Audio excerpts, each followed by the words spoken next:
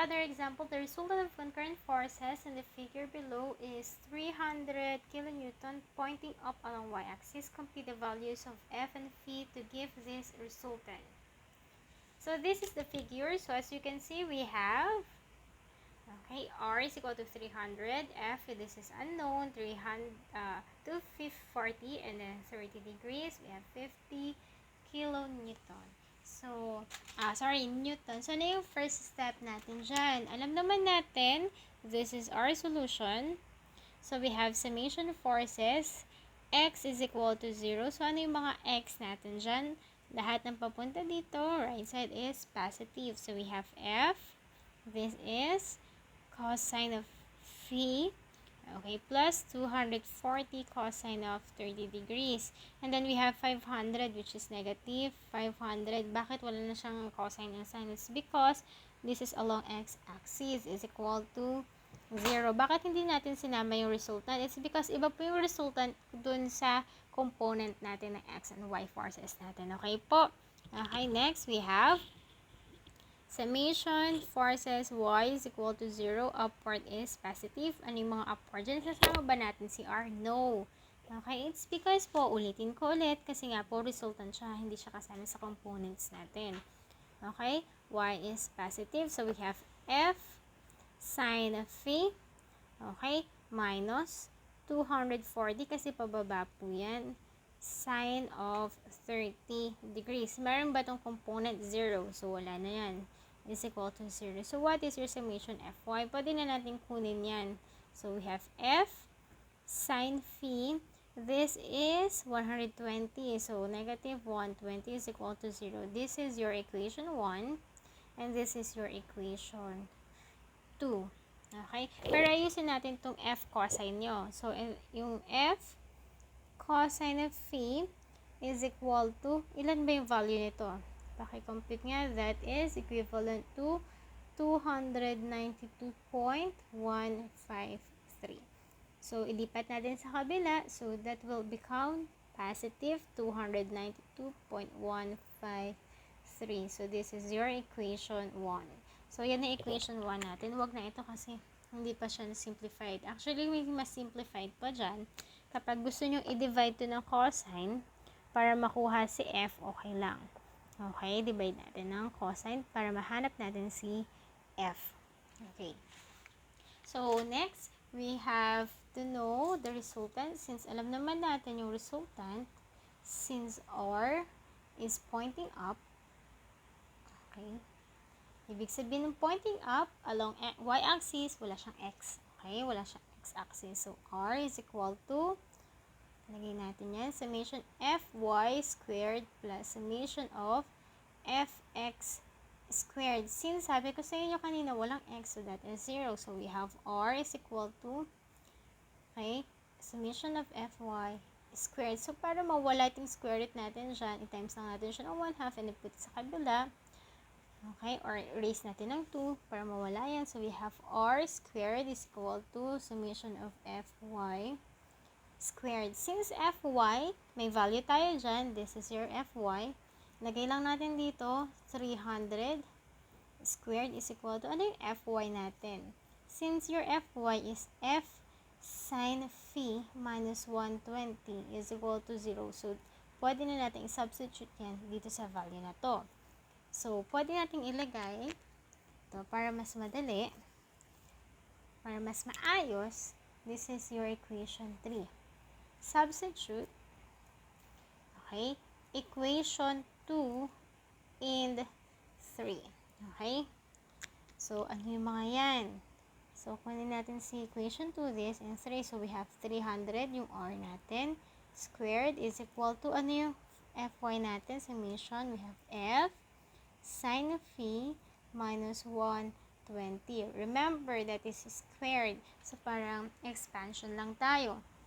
Diba? Meron tayong x minus 1 squared. So, that is x squared minus 2xy plus y squared. So, yan ang gagawin natin. Dito, this is your x.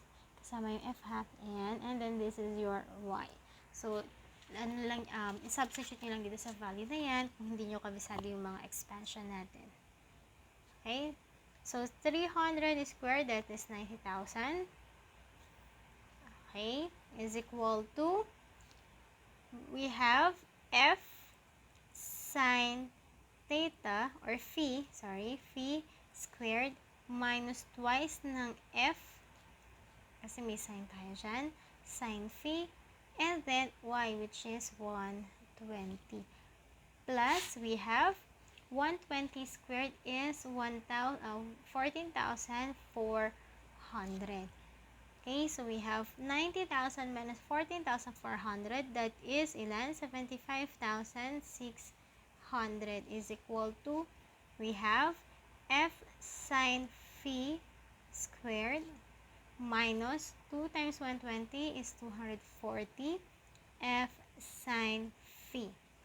Okay, next na gagawin natin. Alam nyo naman kung paano kumuha nito, diba? Or paano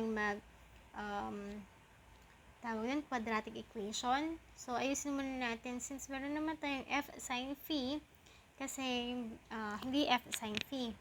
Kasi babalik ulit tayo dyan. Since alam naman natin yung F value, saan man gagaling yung F value? We all know that our F value is galing dito. Check natin to ha. Ito, ayusin natin. We have F292153 all over cosine phi. That is your F. So, we have to substitute all the value of F dyan sa formula natin. So, we have 75,600, okay, is equal to, what is your F? Lagay natin dyan, 292.153 all over cosine of phi sine phi squared minus 240 times natin yung value ng F sine phi natin. So, lagay natin dyan 292.153 all over cosine of phi. So, we have 75,600 is equal to sine all over cosine, that is tangent. So, 292.153 squared is, ilan po? So, 85353.37. Okay, so natin. Ano makita? Okay. We have 85353.37 sine all over cosine is tangent. Phi. Okay, naka-squared po ito. Minus, we have 240 sine all over cosine, that is, ilan po? Tangent also. We have tangent, pero lagay natin, tangent of 120 times 240 times 292.153 is 7116.72 tangent of phi. So, ayusin natin. So, we have your A to be 85353.37. Your B is 7116.72.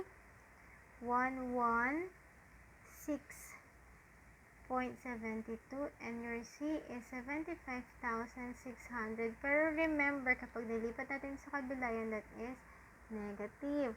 Okay, so alam niyo naman yung quadratic equations natin. So, we have, nilagay natin dito, positive B plus minus, okay, B squared minus 4AC all over 2A.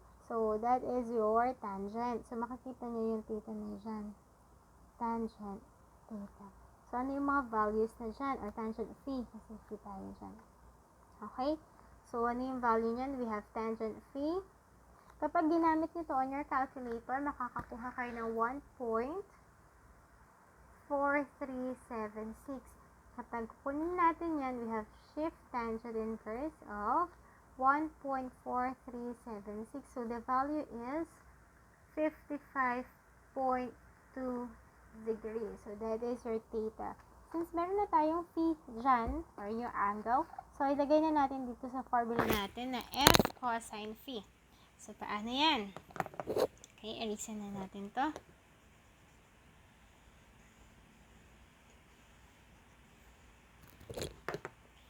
Okay, lagay natin dito by means of quadratic equation. So, what is your F? 292.153 cosine of phi, which is your phi. What is the value of phi? We have 55.92. Dito natin ilagay para mas kompleto. 292.153 all over cosine of 55.2. So, the answer for your F is, ilan po? We have 511.91 Newton. So, that is your final answer. So, paano yan i-plot? So, all you have to do, lagay lang natin yung answer natin dito. We have 511.91 Newton and your phi must be 55.2 degrees. So, that is the final answer.